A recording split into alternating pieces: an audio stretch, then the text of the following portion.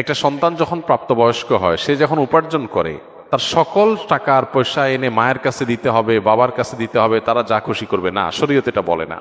শরীয়ত বলে সম্পদ যে উপার্জন করেছে এর ব্যাপারে অধিকার একমাত্র তার। হ্যাঁ, উপার্জিত সম্পদ থেকে মার চলার জন্য, মার বেঁচে থাকার জন্য, সুস্থতার জন্য, চিকিৎসার জন্য যেটা প্রয়োজন সন্তান হিসাবে সাধ্য অনুযায়ী, মায়ের নিজের না থাকলে বা দেওয়ার মতো ব্যবস্থা না থাকলে অবশ্যই সন্তানকে সেটা বহন করতে হবে।